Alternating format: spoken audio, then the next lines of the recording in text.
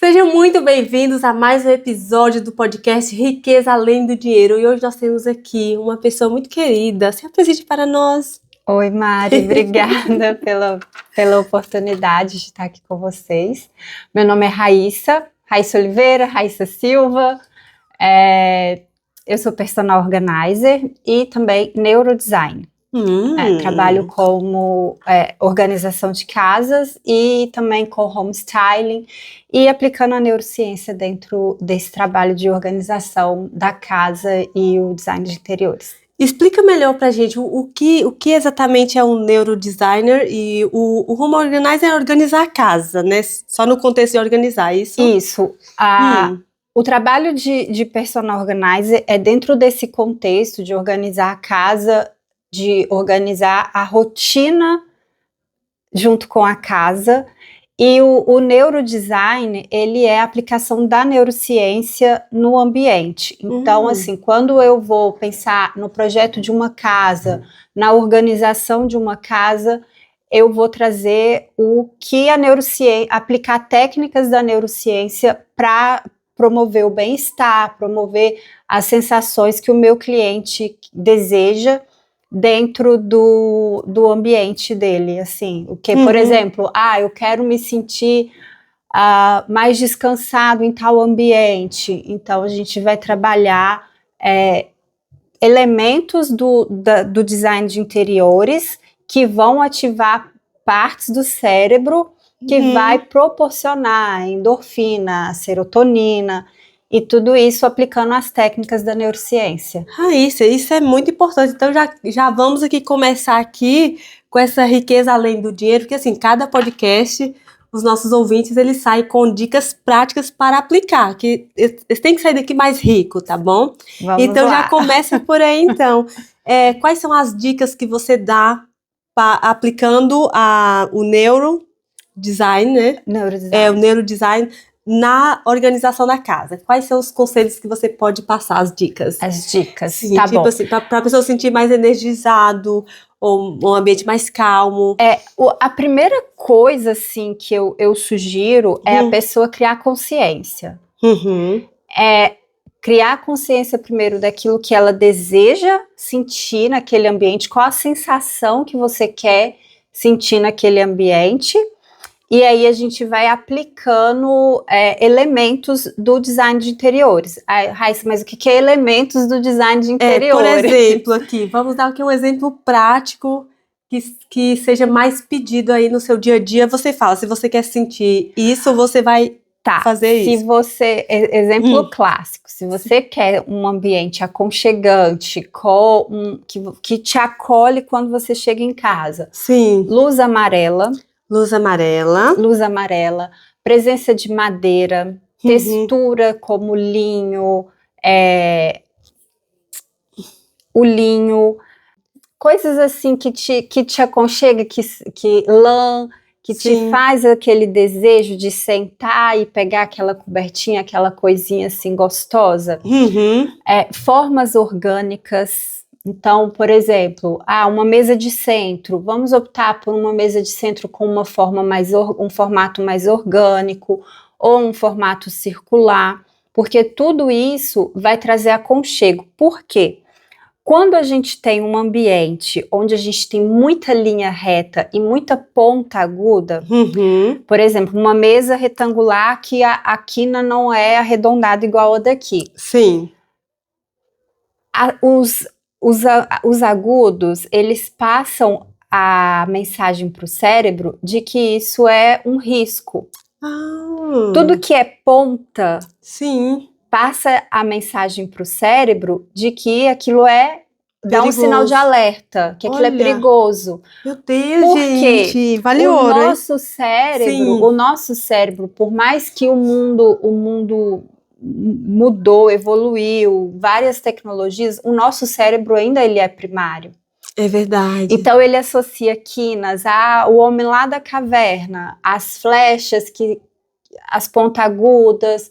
Então tudo isso dá o sinal de alerta para o cérebro. Tanto que vocês podem fazer o seguinte exercício. Quando vocês passam, então, sei lá, num bar, num restaurante, e que o ambiente é apertado, e o espaço de circulação é um espaço pequeno. Se a gente tem mesas quadradas com pontas, qual que é o movimento inconsciente que o nosso corpo faz? De desviando? De desviar. Sim. Porque o cérebro já passou a mensagem pro nosso corpo que aquilo ali é um risco, e aí o nosso corpo vai desviar.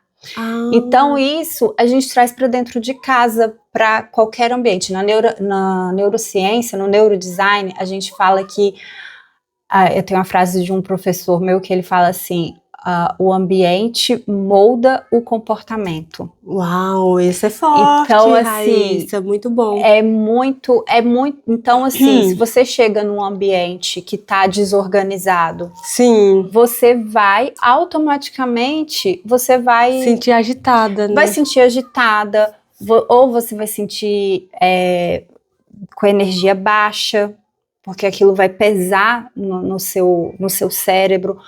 Ou a probabilidade de você, que vive num ambiente desorganizado, chegar e jogar a bolsa num canto, o sapato no outro, é muito maior do que quando a gente tem um ambiente organizado, que cada coisa tem a sua casinha. Então, quando a gente... Raíssa, mas então organização é ter a casa de revista. Não é casa de revista, não é casa perfeita. Sim. Porque isso é uma coisa que eu falo muito com os meus clientes também. Porque quando eles me contratam, eles acham que eu vou deixar a casa perfeita. Igual revista Marie Kondo. Nem Marie Kondo, eu tava vendo um dia desse, nem a Marie Kondo, que é assim, pioneira, especialista em organização. Sim. Nem ela mantém mais a casa dela organizada depois de 3 filhos. Então, assim, a organização, ela tem mais a ver com a sua rotina do que com a perfeição. Eu não prego a organização para a gente ter as coisas perfeitas, a casa perfeita. Não, eu prego a organização para a gente ter uma rotina funcional, uma rotina facilitada, para que a casa me sirva e não eu sirva a casa, que toda hora eu tenho que ficar colocando uma coisa no lugar e tal. Não, é a casa que vai me servir. Então, quando eu vou fazer uma organização, a minha primeira conversa com o cliente no meu briefing é tirar a rotina dele do modo do piloto automático. Então, assim, se uma dica, né, para quem tá aí assistindo, quer organizar a casa, tira a sua rotina do modo automático. Acordo de manhã, primeira coisa que eu faço quando eu acordo, eu tenho o hábito de beber água. Eu abro o olho, eu quero um golinho d'água. Então eu já deixo uma garrafinha, um copo d'água do lado, próximo à cama. Se eu não levanto de manhã e já coloco a roupa da academia e já entro nesse ritmo de ir para academia, eu enrolo e não vou na academia. Então, o que eu faço? A organização da minha casa, a minha roupa, das minhas gavetas, minhas roupas de academia fica em cima. Eu não vou deixar ela lá embaixo, porque se eu deixo minhas roupas lá embaixo, que eu uso mais, é um gatilho para o meu cérebro passar uma dificuldade para eu não ir para academia, entendeu? Sim. Então, quando eu pego o meu cliente, eu vou desenhando com ele a rotina dentro da casa, e aí ele vai me falando dia a dia, eu pego as crianças, levo as crianças para a escola, tenho que fazer café da manhã, tá? E aí eu vou desenhando essa rotina dele, e aí é onde eu vou ir adaptando os objetos da casa para aquela casa servir aquela pessoa. Ótimo. E aí vem o plot twist, né? Não é uma pessoa que mora só na casa. Na maioria das vezes é uma família. E aí que entra a diferença de você ter um profissional te acompanhando. Eu vou fazer esse encaixe entre todos os familiares dentro da organização da casa. Entendi. Então é encaixar a rotina e os hábitos de cada um para a casa servir a todos, e principalmente a mulher, porque a mulher, eu falo assim, geralmente, né, a dona de casa, ela é a maestra da casa. Claro. Então, assim, se a mulher não tá bem, a energia da casa muda. Isso é fato, gente. Então, eu vou pensar em formas em que vai facilitar a rotina dessa mulher. Então, eu vou pensar, por exemplo, se é uma casa que tem crianças, eu vou pensar em formas de organizar, por exemplo, uniforme das crianças, brinquedo, de forma que a gente traga essa autonomia para aquelas crianças, para desafogar aquela mãe. Entendi. Então, não é só dobra bonitinha, colocar no lugar e ficar casa de revista. Sim. Não é, porque casa é viva, casa tem movimento. E casa que tem bagunça é casa feliz, é casa que tem vida, né? Então, eu não prego aquela organização da Marie Kondo perfeita, sim, sabe? Eu sou um pouco contra esse tipo de organização. Entendi. Raíssa, e aqueles excessos? Tem pessoas que têm muita coisa dentro de casa. Quando você vai fazer essa organização em uma casa que tem excessos, você recomenda, você convence que a pessoa diminua os itens? Ou o que você faz? Porque tem casa que tem muitos itens. Olha, dentro da desorganização e do excesso de itens, a gente chama de, quando é esse cenário, que é uma pessoa acumuladora, ela está dentro da desordem crônica. O que é a desordem crônica? É a pessoa que tem um TDAH, é a pessoa que tem acumuladora, é a pessoa que tem toque. A pessoa que tem toque, por mais que ela tenha lá as rotinas e ela entra dentro do quadro de desordem crônica. Por que desordem crônica? Não por causa do ambiente em si, mas por causa da formação cerebral daquela pessoa. Eu gosto de usar o exemplo de TDAH porque eu tenho fala, né? Eu fala ativa nisso. Eu sou TDAH. E eu sofri muito com a desordem na minha casa. Eu não sou uma pessoa organizada. Sério? Eu não sou uma pessoa organizada. Eu aprendi a me organizar. Sim. Eu aprendi técnicas de organização. Eu vou usar a palavra reformulei, e se tiver errado você me corrige, porque você tem formação em PNL, né? Sim, sim. Eu reformulei as minhas atividades neurais, e aí eu consigo hoje manter a organização da minha casa. Entendi, bacana. Mas foi um trabalho muito árduo. Foi assim, sim, porque eu entrei nesse ramo de personal organizer justamente porque eu precisava organizar a minha casa. Meu Deus, olha que revelação, hein? Que legal! Eu precisava me organizar, porque 3 crianças pequenas. Sim, marido, cachorro. Não, na época eu não tinha cachorro. Sim. Mas trabalhava muito, trabalhava com limpeza. Então, assim, eu saía da casa dos meus clientes, deixava a casa dos meus clientes legal, limpa, organizada. Chegava na minha casa um caos. Com 3 crianças, com 3 né? crianças, Impossível. Organizar. Ou não é impossível? Vai que é possível? Olha, eu não vou dizer que é impossível, mas eu falo, mães, não se cobrem. Não se cobrem. Não se enlouqueça nessa fase. Não se enlouqueça. Por quê? Sim. A gente ensina, tá? A gente ensina a organização desde criança. mas elas não vão se manter. Por quê? O córtex pré-frontal, ele forma a partir dos 25 anos. E o manter a organização, ela fica no córtex pré-frontal. Então, por isso que pessoas com TDAH são mais desorganizadas. Olha. Por isso que crianças são desorganizadas. Por isso que o adolescente, e também o adolescente entra naquela fase de espalhar tudo pelo chão do quarto. Sim. Aí tem mais uma explicação.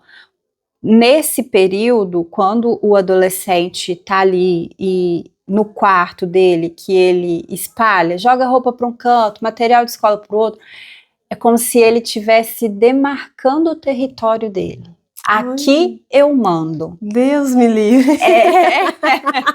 Aqui eu mando. Sim. Então, assim, não é que a gente não vai ensinar. A gente tem que ensinar. Mas a gente não tem que enlouquecer se eles não manter. Entendi. E trazer a criança para o momento de organização, de limpeza da casa. Muitas mães não fazem, meu filho é muito pequeno, eles enrolam muito, eles não fazem direito. Gente, eu tô falando isso porque eu já fui essa mãe. Se a gente faz isso, a gente não traz eles para pertença daquele ambiente, para a responsabilidade de que cuidar daquele ambiente também é uma responsabilidade dele. E aí, quando eles saem de casa, é muito interessante, porque a minha filha mais velha, quando ela foi para a faculdade, ela foi dividir casa. E aí, ela chegou e desenrolada, né? Ela virou e falou assim, mãe, graças a Deus você me ensinou a fazer as coisas dentro de casa. Sim. Mãe, eu moro com 2 meninas que elas não sabem fazer absolutamente nada. Nem fazer a cama elas sabem, mãe. Que loucura. Então, assim, a casa, ela é o laboratório. É na casa que a gente vai preparar as crianças, o adulto de amanhã. E são em microtarefas. É verdade. São microtarefas que a gente vai ensinar responsabilidade, que a gente vai ensinar independência, autonomia. Então, assim, a organização, eu costumo falar, Mari, que a organização ela é uma ferramenta de comunicação. Ela não é para ser estática, sabe? Eu tenho clientes que eles falam assim, Raíssa, você é quase uma terapeuta de casal. Porque eu tive uma cliente, eu falo isso abertamente porque ela me deu autorização de estar falando sobre isso.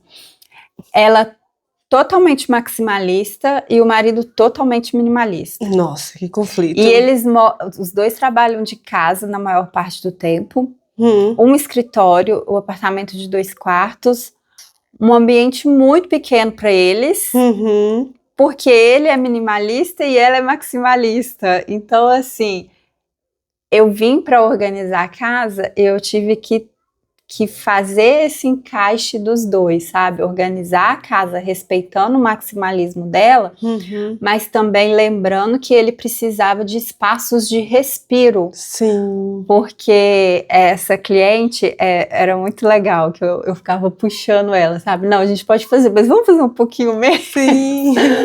para ajudar o marido nessa questão do respiro dele, sabe? De que ele possa olhar para uma parede, tem uma parede branca sem nada pendurado, sabe? Então, dentro do meu trabalho, eu uno essas duas coisas, tanto o design de interiores quanto a organização, porque eu acredito que um encaixa no outro, sabe?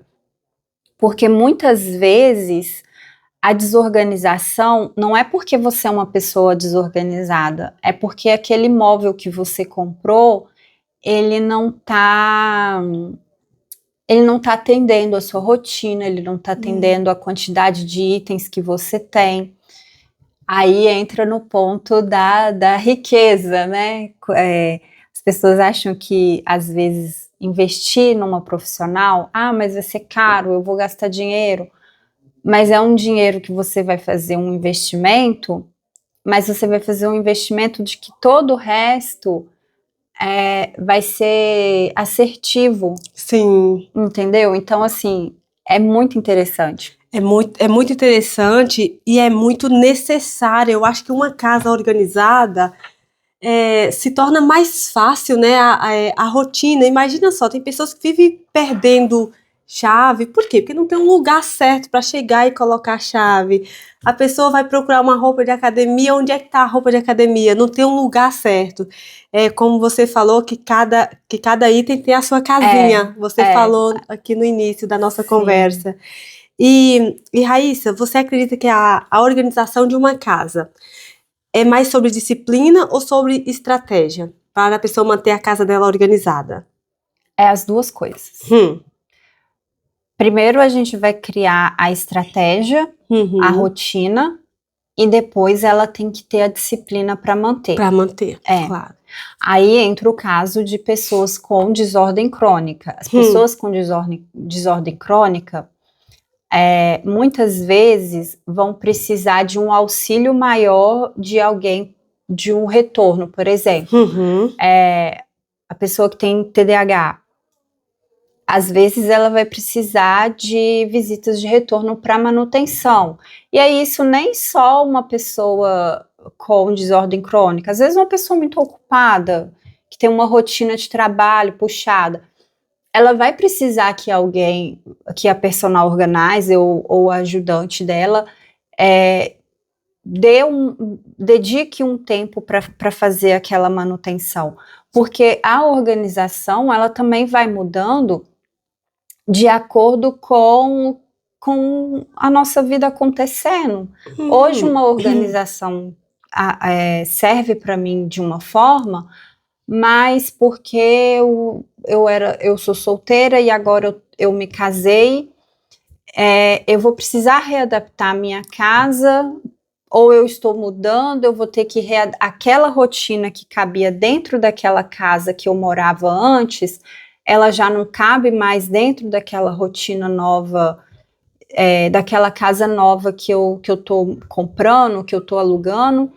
Então, assim, tudo é um movimento, sabe? Então, assim, a organização da casa, ela vai fluir também de acordo com o que eu vou, com o que a minha vida vai mudando também. Vai mudando.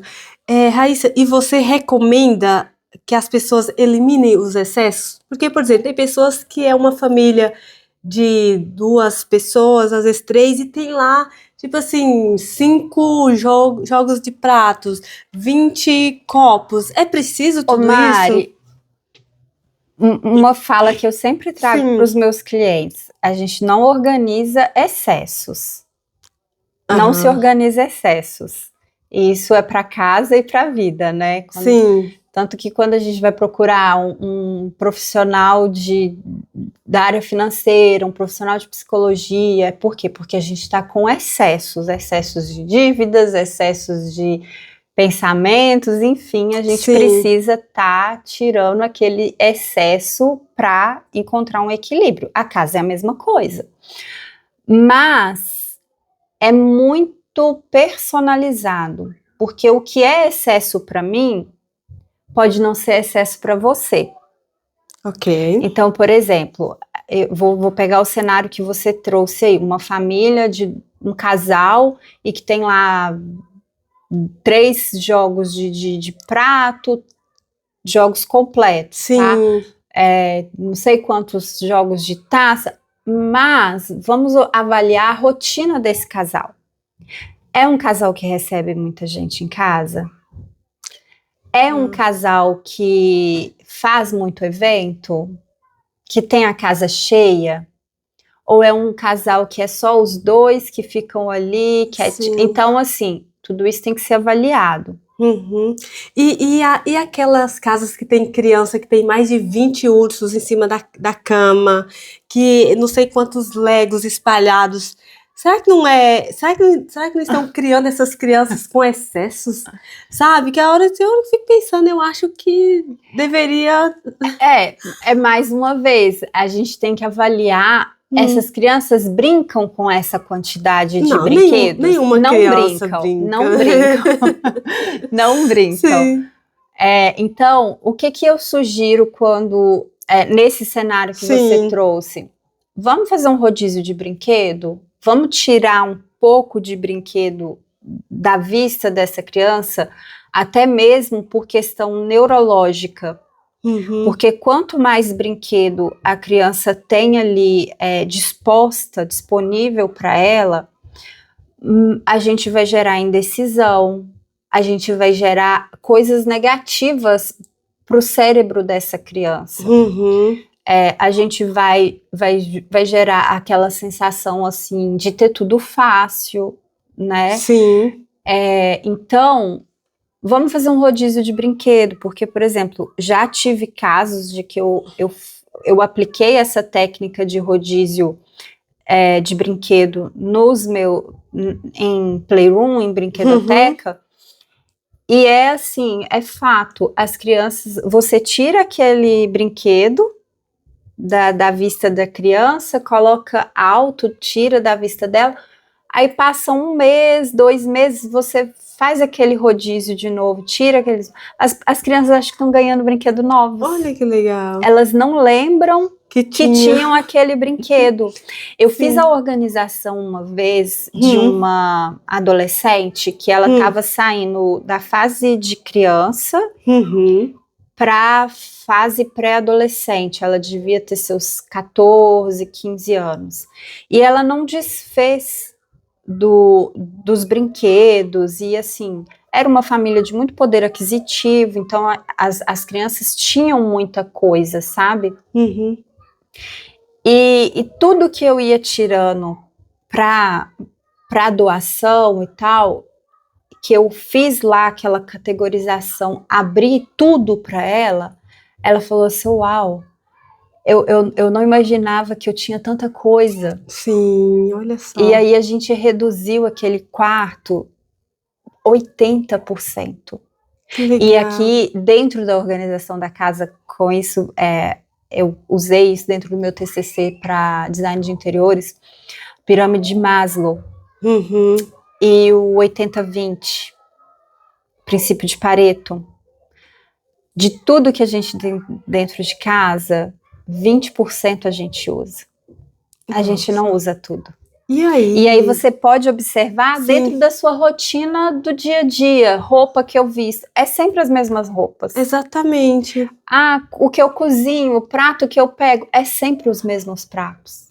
Por quê? Porque o cérebro quer economizar energia. Sim. Então, se no meu dia a dia eu gosto daquela roupa, eu sei que aquela roupa é confortável, eu sei que aquela roupa passa uma imagem profissional da minha pessoa, eu vou sempre usar aquilo, porque aquilo é cômodo para mim. Já tá ali, já tá decidido, e o cérebro sempre vai fazer a gente tentar economizar energia. Então, a gente sempre vai viver, entre aspas, no piloto automático. Entendi. Que legal, Raíssa. E existe uma forma certa de organizar? Ou cada casa precisa de uma solução personalizada? Mais ou menos você já falou, né? Que você estuda o ambiente, a rotina. Então, mais ou menos precisa dessa personalização. Mas deve ter algumas coisas que é básico e universal. Sim. Que você pode dar uma dica. Eu falo assim, Mari, cada casa é um caso. Organização tem técnica, mas não tem regra. Tá, tem técnica, mas não tem regra. Então, por exemplo, eu não vou chegar na sua casa e falar que todas as suas roupas têm que estar penduradas ou dobradas.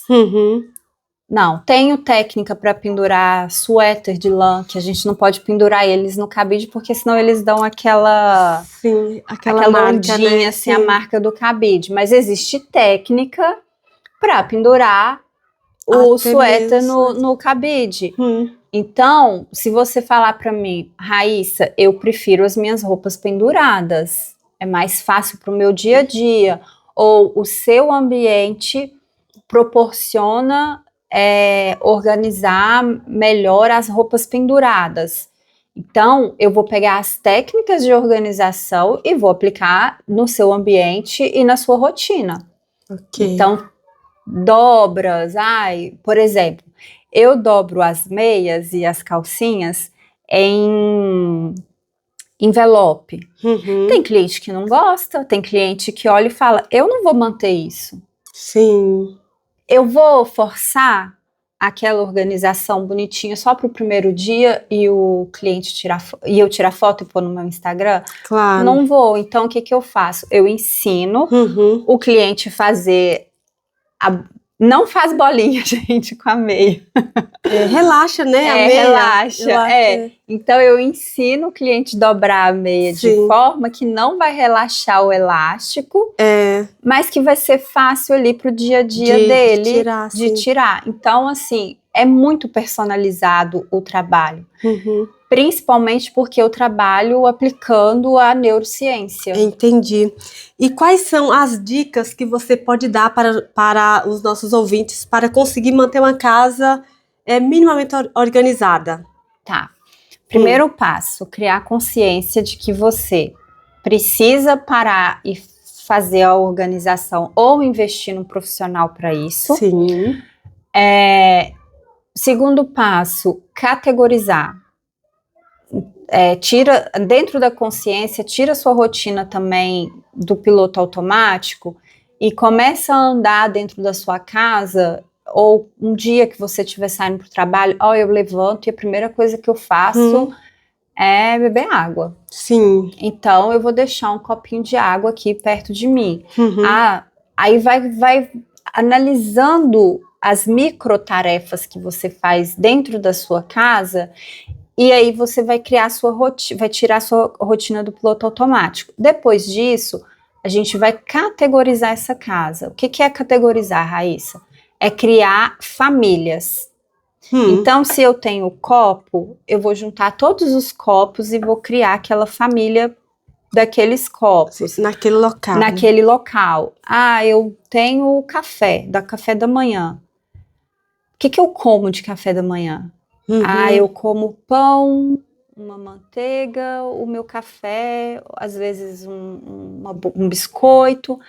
Vamos criar aqui, perto da máquina de café ou perto da cafeteira, uma estação para eu já tomar aquele café, não ter que ficar indo e voltando para pegar, sei lá, o açúcar, pegar o pó de café. Vamos concentrar isso aqui, vamos criar essa categoria. E aí isso a gente vai aplicando na casa toda e identificar. Vamos identificar, é muito importante identificar. Por quê? Porque quando a gente coloca a etiqueta lá, e quando a gente categoriza a casa, reorganiza toda a casa, a gente vai dar uma bagunçadinha no nosso cérebro até ele se adaptar de novo com aquela rotina que a gente desenhou para os objetos. Então, quando a gente põe etiquetas, quando eu abro a gaveta, eu vejo a gaveta de calcinha organizada e eu coloco a etiqueta lá, peças íntimas. Eu tô passando 2 mensagens para o meu cérebro de organização. Então. Que é a gaveta já organizada e categorizada e a etiqueta. Porque eu vou ler aquilo ali e aí eu vou reforçar para o meu cérebro que aquela gaveta é só de peças íntimas e eu não vou pôr, sei lá, um biquíni lá dentro. Entendi. Entendeu? Sim. E você recomenda que a pessoa vai organizando a casa um pouquinho todos os dias ou que tira um dia da semana para fazer aquela limpeza, organização? Isso é muito complexo. Sim. Tá? O que funciona melhor?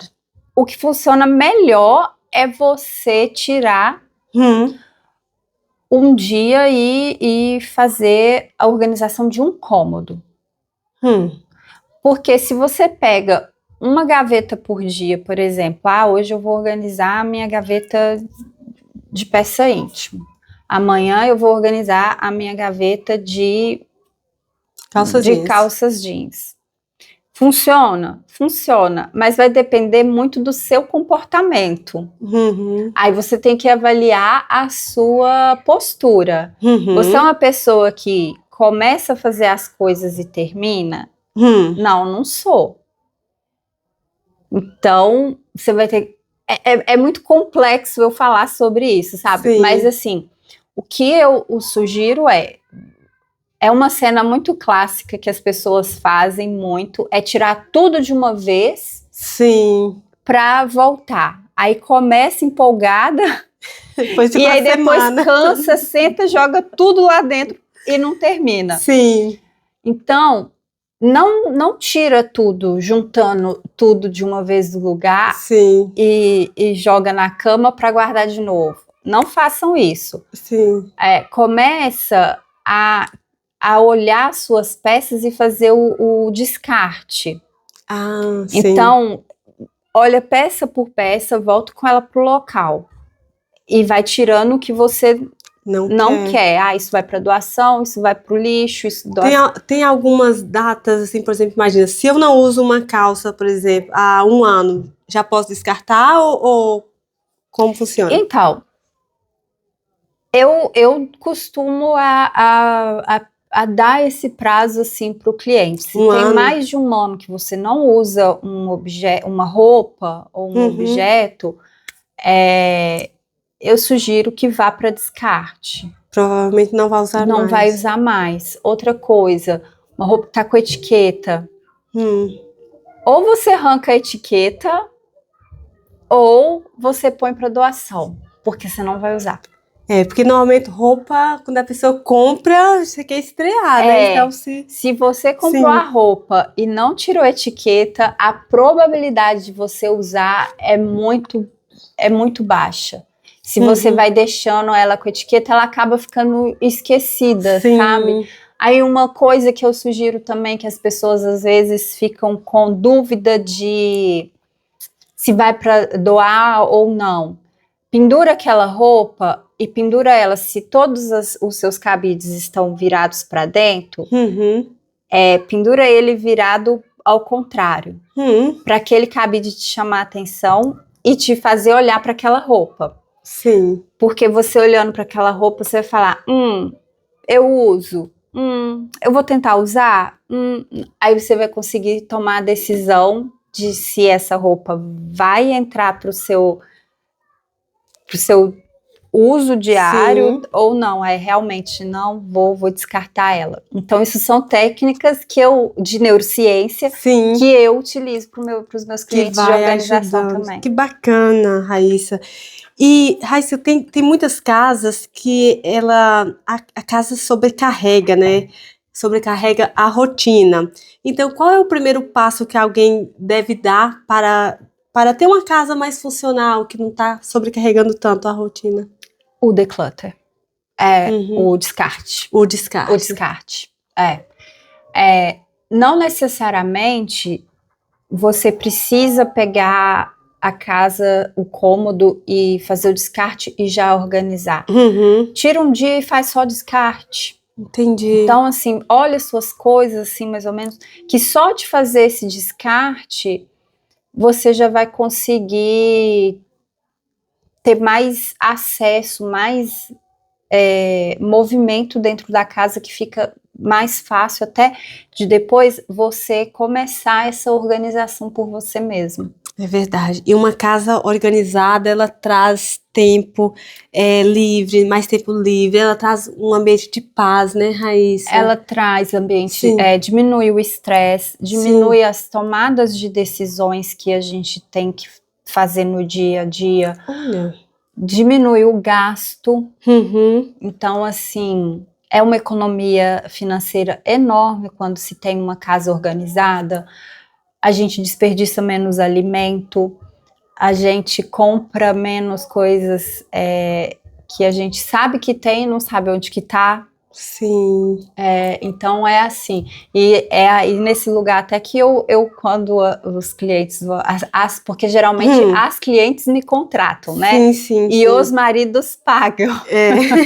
Ótimo. Então, Essa é exatamente aí que eu convenço o meu cliente, esse marido, de que é um bom investimento. Sim, vai gastar menos. Porque vai gastar menos, porque dentro da organização, por exemplo, a organização de uma cozinha, eu vou ensinar eu vou criar a organização e eu vou ensinar aquela cliente de que quando ela fizer a compra, ela vai olhar para os itens que ela já tem ali, então a gente vai fazer aquele Inventário.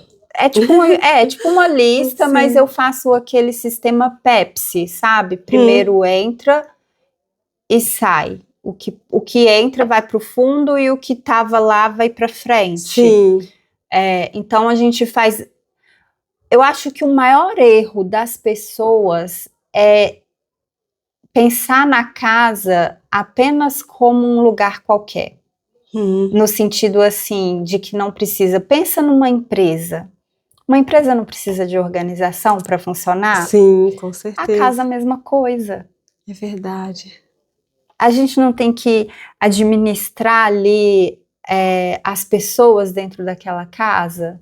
Ah, é o filho. Gente, isso eu tô falando, e eu tô falando de causa própria, porque eu tenho 3 adolescentes em casa. E é uma luta. Todo dia eu tenho que falar com meu filho. Sim. Ele chega da escola, e a minha casa tem esse sistema de organização. Ele tira a roupa e coloca num canto. Ele não leva pro cesto. E aí ele fala, porque eu tô atrasado, não. A gente não tem que administrar a empresa quando o funcionário faz coisa, deixa algo fora do lugar. Em casa é a mesma coisa.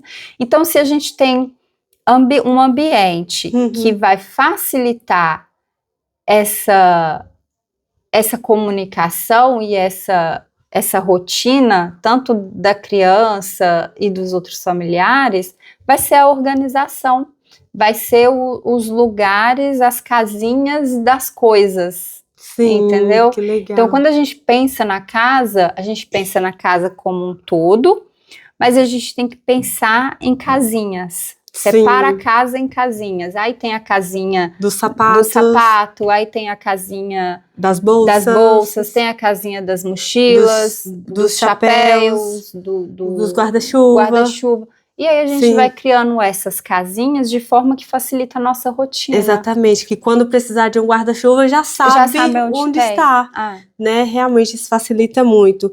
E, Raíssa, a organização ela vai muito além da estética, né? E ela pode impactar diretamente o nosso cérebro e saúde, bem-estar emocional? Ou o que você acha sobre isso? Sim, é muito, muito, muito. Inclusive, eu estou estudando aqui, fazendo faculdade aqui na Inglaterra, e eu faço Health and Social Care. Então, os meus estudos são todos voltados para a organização da casa e a saúde mental e bem-estar. Então, assim, não existe nenhuma pesquisa assim, que comprove 100% de que a organização é fundamental para saúde mental. Mas ela é ferramenta de que causa o bem-estar. Por quê? Porque quando você está num ambiente desorganizado e você tem que procurar mais coisas, demanda mais energia, isso aumenta o seu cortisol. É verdade. Aumentando o seu cortisol, você vai ficar o quê? Estressado. Estressado, aí já vai aquele bolo de neve, né? Aquela bola de neve. Então, assim, dentro dos meus estudos, eu não achei ainda nenhuma pesquisa concreta que fale sobre isso. Pouco se estuda sobre organização no ambiente residencial, mas aí a gente pode pegar isso como base, porque já existe, né, o estudo de organizações nas empresas, em ambientes empresariais. E a saúde emocional dessas pessoas dentro desses ambientes, quando se é um ambiente organizado, a produtividade dessas pessoas, o bem-estar dessas pessoas é melhorado através dessa organização. Então, a gente só muda o contexto da casa. Exatamente. Inclusive, Raíssa, tem hoje em dia, depressão, ansiedade, essas doenças assim mais, que a gente pode considerar mais mental, né? Tá muito normal. Então, talvez se a pessoa começasse olhando para o ambiente da casa dela, organizando, tirando excessos, principalmente quem é muito ansioso, quem tem muita ansiedade, começar a tirar aqueles excessos, tira uma semana, vai fazendo um pouquinho cada dia, deixar os ambientes mais claros também, né? Enfim, dá uma dica aí para quem tá... Na verdade, a organização é interessante para a pessoa pegar e organizar a casa dela para trabalhar a ansiedade. Por que isso é interessante? Porque é trabalho manual. Olha aí. E trabalho manual, ele reduz a ansiedade. Sim. Tem um país, Escócia, acho que é Escócia, não tenho certeza, eu vou procurar, mas que eu estava vendo que o sistema de saúde deles colocou como tratamento farmacológico jardinagem. Que legal. Para pessoas em quadros de ansiedade e depressão inicial e médio. Sim. E por quê? Porque ela vai trabalhar com as mãos, ela vai se silenciar, ela vai tocar na terra e ela vai automaticamente ela vai abaixar o cortisol dela.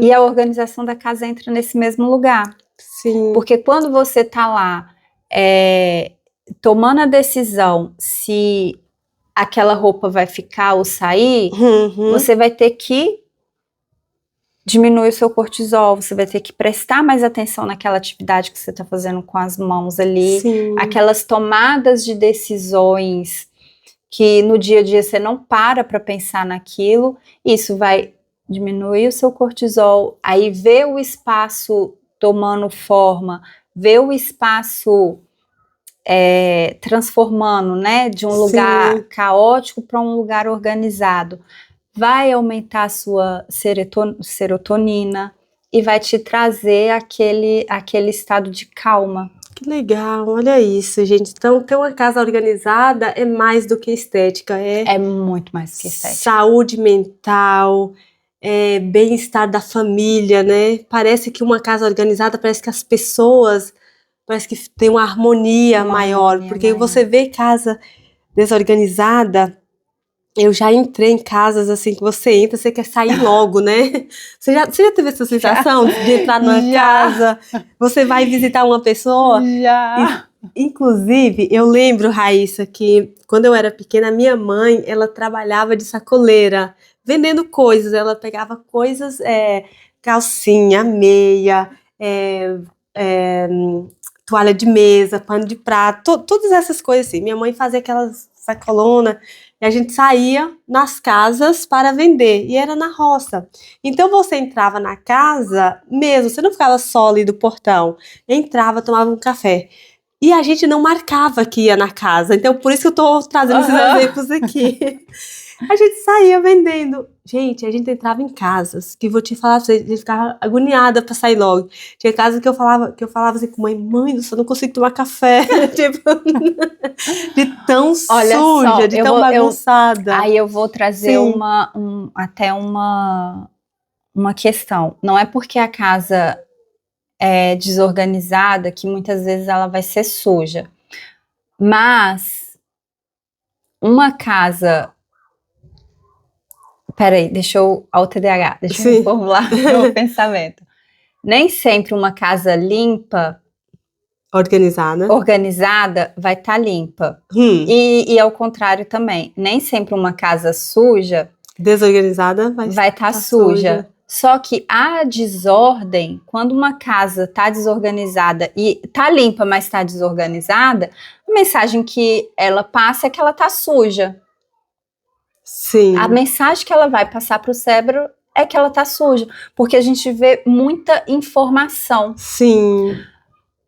E aí, eu já trabalhei numa casa que, Mari, que, meu Deus, era uma família de 5 pessoas. O casal e 3 meninas. Inclusive essa menina que eu fiz, que eu comentei aqui. A casa deles, você já entrava... Tanto que o apelido que a gente dava pra ela, eu e as meninas que trabalhavam comigo, era da bagunçada. Vamos na bagunçada hoje. Era o apelido dela. Meu Deus. Era de entrar dentro da casa, abrir a porta de entrada e você já sair chutando as coisas do corredor. E uma casa linda, linda, uma casa linda, com designs de assinatura, com peças de design caríssimas. Que dó, né? Que dá. Que dó. E nada realçava, porque era tão desorganizada que nada realçava ali. E aí, como eu trabalhei muitos anos nessa casa, e aí aos poucos eu fui introduzindo assim, eu fui tentando organizar até o dia que ela me deixou organizar a casa toda. E assim, depois que eu saí, só que o profissional, a gente atua até certo ponto. Se vai chegar numa casa e eu vou deixar tarefas, a gente vai trabalhar em conjunto. Se eu vou deixar tarefas para você fazer, e se você não fizer, aquilo vai atrapalhar o desenvolvimento, a próxima etapa e o desenvolvimento do trabalho. E aí, essa casa, eu abandonei a organização porque a pessoa não estava aberta para... Estava colaborando e ela não estava, assim, aberta para o descarte. É verdade. Então, assim, eu fiz até um ponto, mas depois daquilo eu falei, olha, infelizmente, mais do que isso não dá para fazer, porque eu preciso que você pare, analise e faça descartes, porque eu faço essa organização do descarte para o cliente, mas eu não descarto para o cliente. Claro, a eu decisão não olho, é dele. Eu não decido pelo cliente. Eu vejo a organização da casa, eu vejo a técnica que vai funcionar para ele, mas eu não decido por ele. Porque depois eu vou embora e é ele que vai continuar ali. Então eu tenho que deixar a casa funcional para ele e não funcional para mim. Então, essa cliente não deu. Foi assim, uma cliente que eu desisti dela. Com razão. Raíssa, então, em casos de mudança, por que a organização é uma etapa tão importante para a adaptação e bem-estar dessa família que vai estar habitando essa casa? Porque o momento de mudança é um momento muito estressante. Demais. As pessoas acham, para começar, as pessoas acham que vão dar conta. Não dão. Não dão de jeito nenhum. Quando dão surtando. Então, assim, quando você tem um profissional te acompanhando nesse processo de mudança, como que eu trabalho, Mari? Se a pessoa contrata todo o processo, eu vou fazer o packing, né? Então eu vou fazer o packing, mas ali eu já vou fazer o declutter. Então a pessoa não vai levar itens que ela não vai usar para casa. A probabilidade dela levar itens que não vão ser usados na outra casa é mínima. Por quê?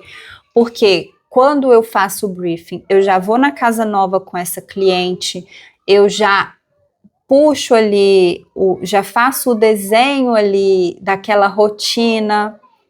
Então, assim, eu já vou fazendo a mudança daquela cliente, introduzindo aquela rotina, a nova rotina para o cliente. E aí, outro fator, geralmente as pessoas não param de trabalhar quando estão fazendo mudança, elas não tiram férias, geralmente elas pegam e faz assim, vou mudar no final de semana, no sábado e no domingo que eu não trabalho. E vou arrumando. Ou acha que vai conseguir resolver tudo no sábado e no domingo, ou acham que vão dar conta de ir fazendo durante a semana. Mas aí essa pessoa vai e trabalha numa rotina exaustiva, que ela sai de casa de manhã e chega em casa à noite, ela não vai fazer. Ela vai ficar abrindo caixas, ela vai ficar abrindo caixas, ela vai ficar procurando as coisas e vai pegar aquela mudança que chegou e vai desorganizar aquela mudança toda e não vai colocar aquela mudança no lugar. Então, assim, para uma casa de uma família grande, por exemplo, uma casa grande que tem, sei lá, 3, 4 quartos, sala, cozinha.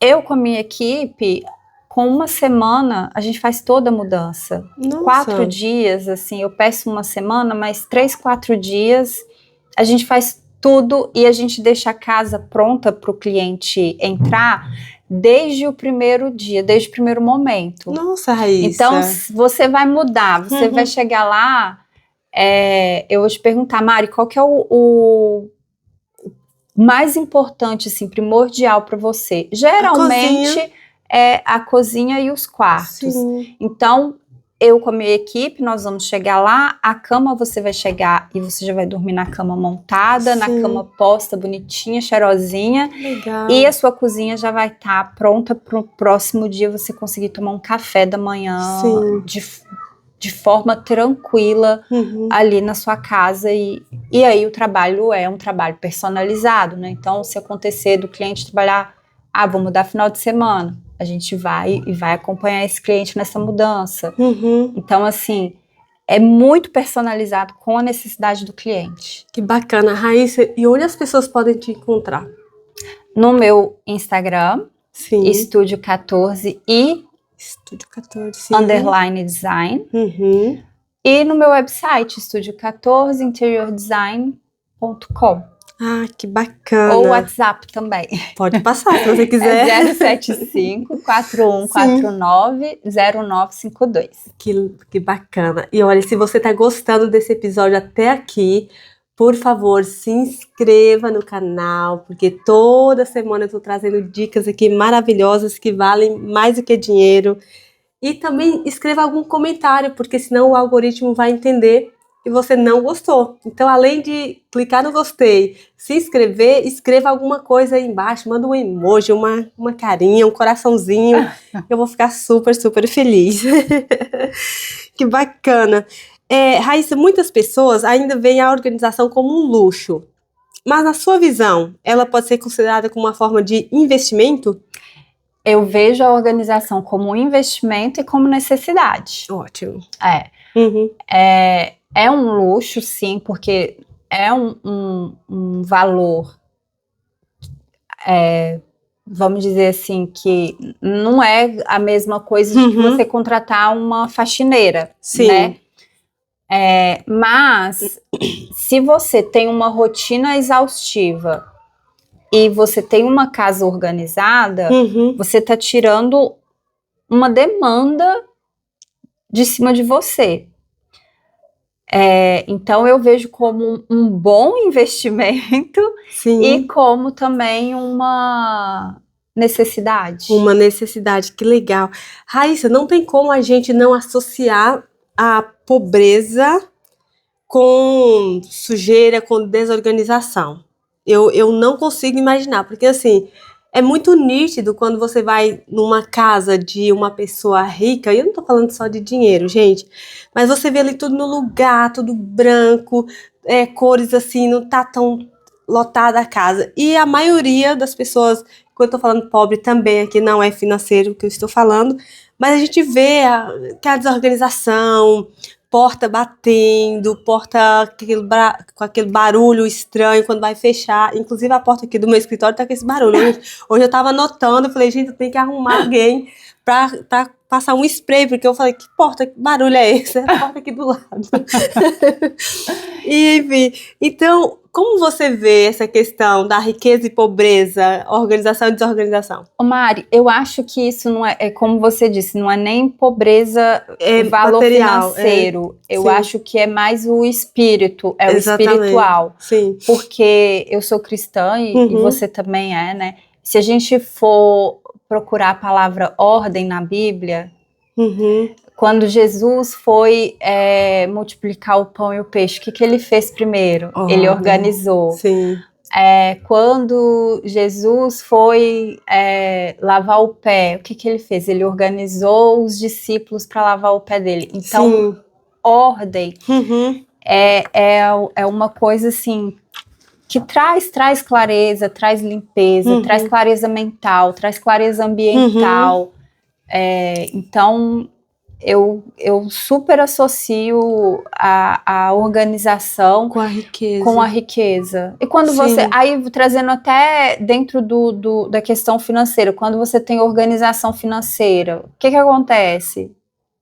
Você vai ganhar dinheiro, mais dinheiro. Por quê? Porque você se organiza ali. A organização da casa. A organização da casa, ela vai refletir dentro da sua organização financeira. Porque eu tô fazendo essa organização financeira agora, separando a empresa do pessoal. E aí eu fui listar, o meu dinheiro vai todo para minha casa. Então, assim, a casa é uma torneirinha e a água vai escorrendo, vai escorrendo. A casa é onde a gente gasta muito dinheiro sem perceber. É verdade, Raíssa. Isso é verdade. Como você falou anteriormente, a organização, ela te traz tanta clareza que até os gastos com comida, com roupa, vai diminuir muito. Quem nunca pensou de comprar uma bolsa porque achou bonita e comprou, e quando chega em casa fala, meu Deus, é tão parecido esse modelo, né? Ou uma calça jeans. Gente, isso acontece muito. Então, quando a pessoa tem tudo ali organizado, à vista, quando a pessoa tira um tempo ali por mês, eu acho que deveria tirar um tempinho por mês para ver o que tem, né, Raíssa? Eu acho que não necessariamente por mês, mas, por exemplo, por estação. Por estação, fica mais fácil, fica mais acessível. Principalmente aqui na Inglaterra, né? Não sei se a maior parte dos seus ouvintes é daqui ou do Brasil. Aqui a gente tem as estações muito marcadas, né? Então isso acaba facilitando pra gente fazer esse rodízio e dar uma olhada nesse nosso guarda-roupa para ver as estações do ano. Eu tenho criança, aniversário, todo aniversário dos meus filhos, eu fazia essa limpa no armário deles. Ótimo. Porque criança cresce rápido, cresce rápido. Da aniversário, eles vão ganhar muita coisa, um presente e roupa, enfim. Então, no aniversário da pessoa é legal. E nas estações também é legal. Ou a cada 3 meses, ou a cada 6 meses, uma vez por ano que seja. Isso vai depender muito da rotina da pessoa, né? Que bacana, Raíssa. Raíssa, o podcast que o nome é Riqueza Além do Dinheiro. Então, eu sou muito nesse foco de produtividade e etc. Qual é o ambiente em casa que facilita que essa pessoa seja mais produtiva? Quais são as cores que ela tem que apostar? Claro que ter uma casa organizada é fundamental. Mas questão de cores, você tem uma dica? Olha, a questão de cores, ela usando a psicologia das cores, para a pessoa ficar mais focada, o verde. O verde. Então, assim, se você tem o seu escritório, coloca ali... uma plantinha verde? Uma plantinha verde. Uma cadeira verde? Uma cadeira verde. Inclusive, o seu cenário aqui tá lindo, viu? Parabéns. Obrigada. A parede verde, sabe? O verde, ele ajuda nessa concentração, nesse foco. Ele é mais, assim, introspectivo, dependendo da tonalidade. Mas aí, Raíssa, eu trabalho com criatividade, eu crio. Então, vamos apostar no laranja, no amarelo, que é o quê? Que são cores mais enérgicas. Tá. Que tem a energia solar, assim, aquela coisa quente, sabe? Raíssa, eu quero a minha sala mais aconchegante. Vamos pôr tons terrosos. terracota, esse laranja ferrugem, a madeira, presença de madeira, o design biofílico, que é a presença da natureza. O ser humano, ele precisa muito da natureza. Então, assim, vamos trazer elementos da natureza para trazer esse aconchego e para trazer esse equilíbrio pro nosso organismo. Luz baixa, depois do pôr do sol, não usar luz do teto, cria o hábito de ligar abajur, abajur de mesa, abajur de pé, vela, porque isso vai ajudar na melatonina. Que legal. Vai ajudar na melatonina, porque a luz do teto, o cérebro vai entender que a gente está ainda precisando produzir. A gente está ainda em fase de produção. Então, quando a gente coloca um abajur, aquela luzinha amarela, aquela luz assim mais na altura do olho, e não em cima da cabeça, a gente já passa... É o nosso círculo circadiano, né? Então, o sol amanhece aqui, ele vai aqui, a luz aqui, que é o pico do meio-dia, assim, que é aquele sol quente, que a gente não tem muito aqui, né? E aí o sol vai caindo de novo, né? E vai diminuindo. O nosso círculo circadiano tem que respeitar isso. E a iluminação da nossa casa também tem que respeitar isso. Que bacana. Então, você coloca uma luz amarelinha, ou neutra, tá? Aí a luz amarela e a luz neutra, ela é de 270 a 360 K.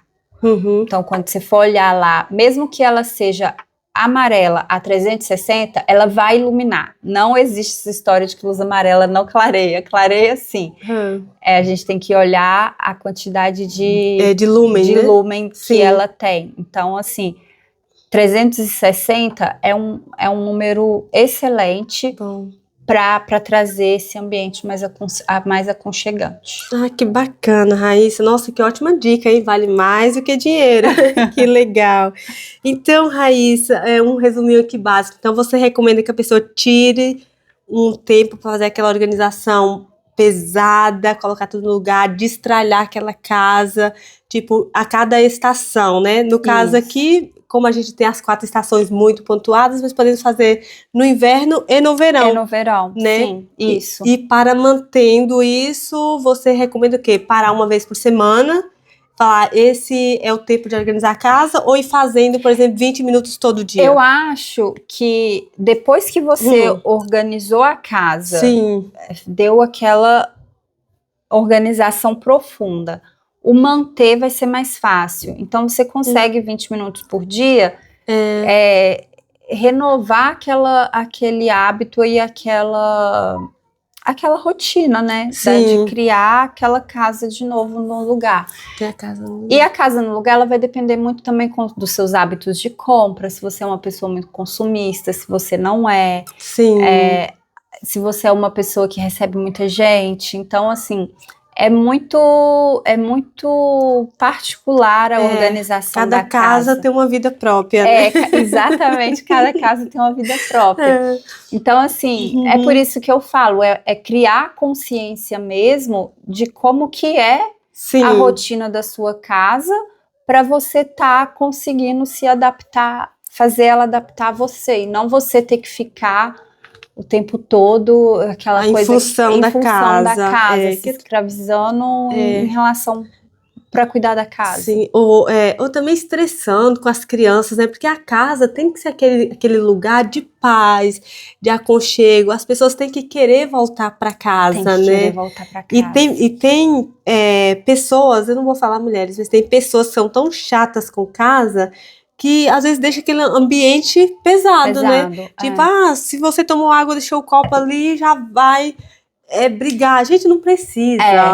A paz, eu acho que vale mais. Eu acho que tudo tem um equilíbrio, né? Tem um certo ponto, assim. Eu não vou deixar cada copo que a pessoa bebe, vai deixando, vai largando fora do lugar.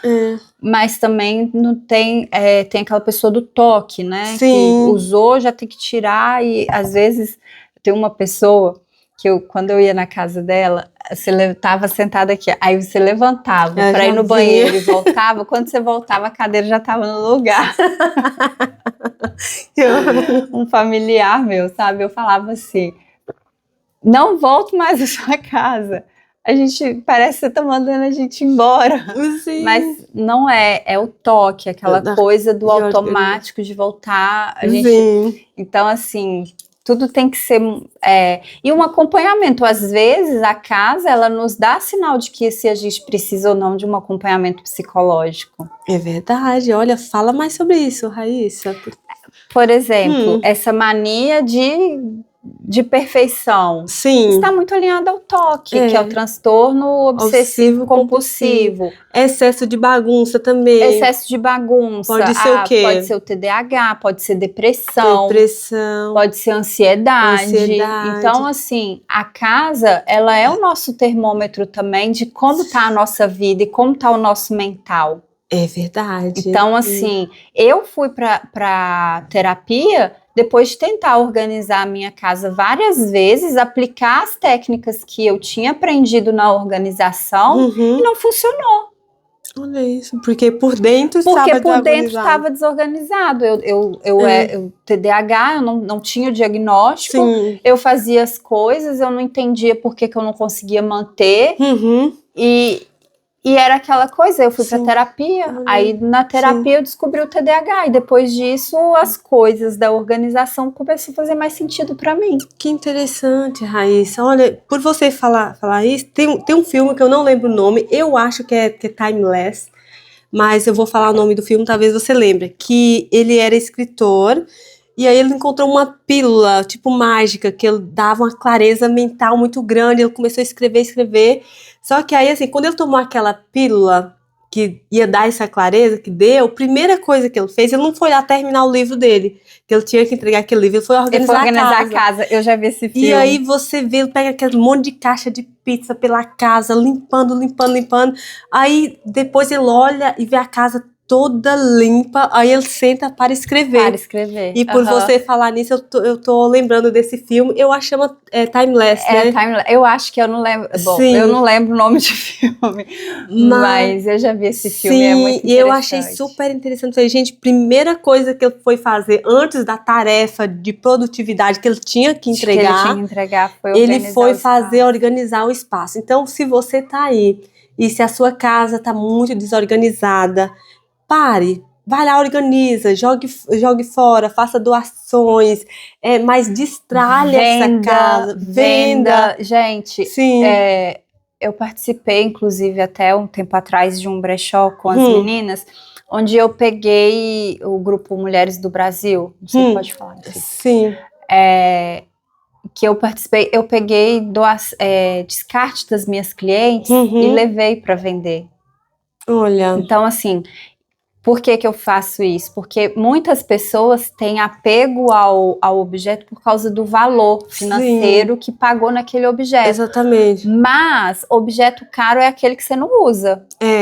Porque um sapato ele vai estragar muito mais rápido se você não usar ele do que se você usar ele. É verdade. Porque você deixa o sapato guardado lá, ele vai descolar a sola por não usar. Sim, exatamente. A semana passada, Raíssa, eu até publiquei um áudio no meu grupo da minha mentoria, que eu fui fazer lá um destralhe lá nos meus sapatos e nas minhas bolsas. E aí eu tinha umas Crocs. Essas Crocs, eu tinha essas Crocs, tinha mais de 10 anos. E eu notei, falei, gente, tem 6 anos que eu moro na Inglaterra. Em 6 anos, eu nunca tinha usado aquelas Crocs. Estavam boas.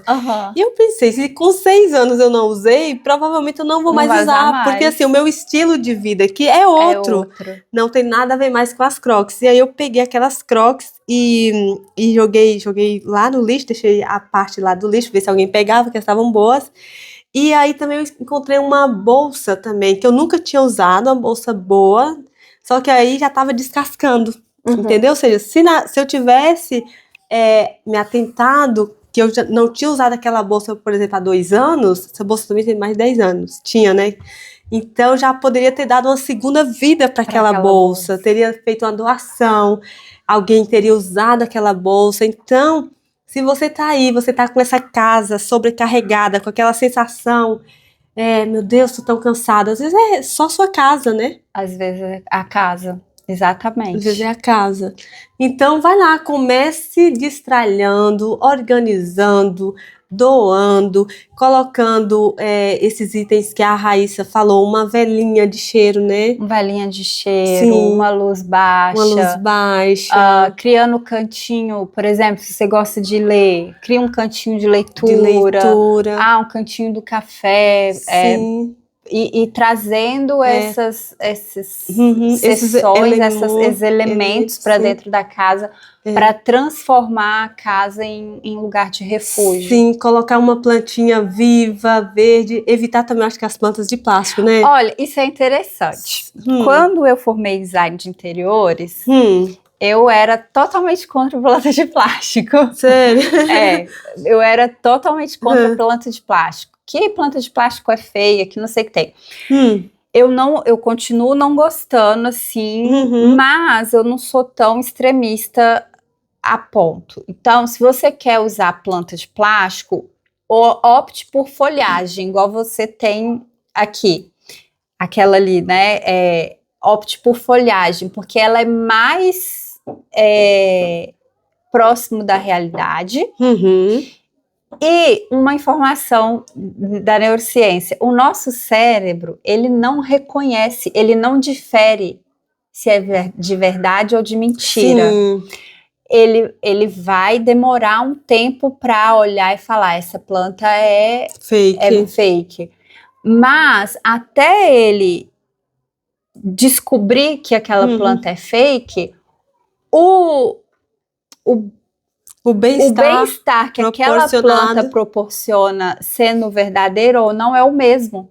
Que legal. Ela vai te gerar dopamina e ela vai te gerar serotonina, independente se ela for de verdade ou não. Ou não. Então, sim, já vai ficar mais fácil, não vai precisar de molhar a planta todos os dias. Mas, assim, adapte o seu ambiente de acordo com que a sua casa seja esse lugar de paz, de refúgio, que você vai recarregar suas energias, né? E também fazer um ambiente direcionado, como a Raíssa aqui falou, né? Exatamente. Um ambiente pensado. Eu quero trazer a minha criatividade, laranja, né? Laranja, amarelo. Amarelo. Eu quero trazer foco para os meus projetos, para as minhas coisas, o verde. Uma almofadinha que você coloca na sua sala, né, Raíssa? Já traz essa...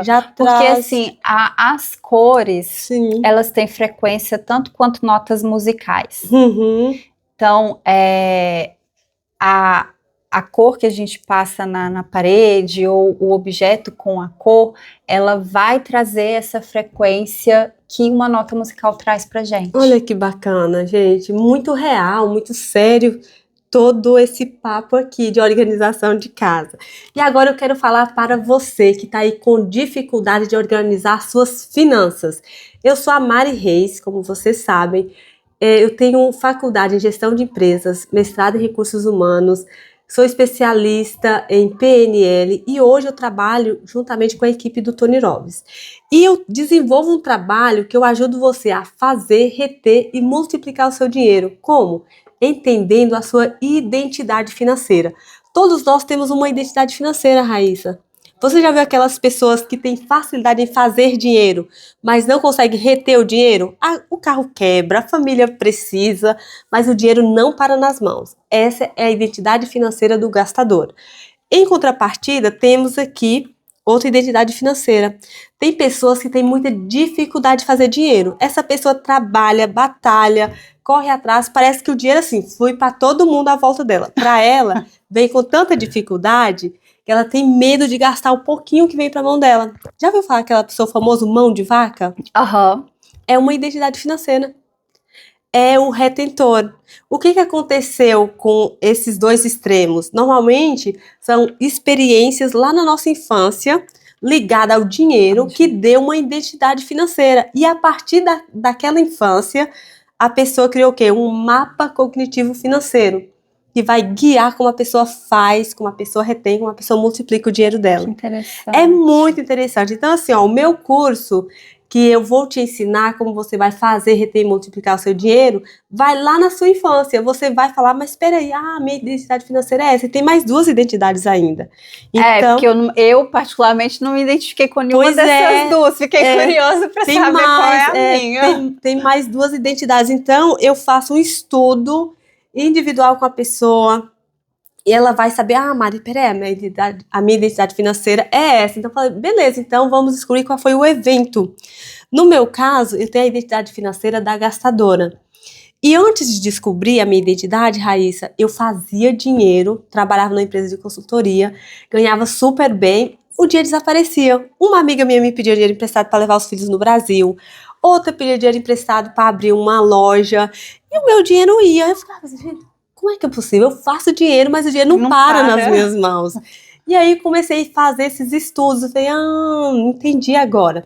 E aí, através dos meus estudos e das minhas deduções, eu falei, eu sou uma gastadora. O que foi que gerou a minha identidade financeira? Quando eu tinha 8 anos de idade, a minha irmãzinha pequenininha, ela tinha 1 aninho e pouco, ela estava aprendendo a falar. E a minha irmãzinha, ela falou, cancão, mamãe, cancão, mamãe. Ela estava pedindo, sabe o quê? Você já vai saber o que ela queria. E aí minha mãe, e eu venho na extrema pobreza, assim, de praticamente passar fome mesmo.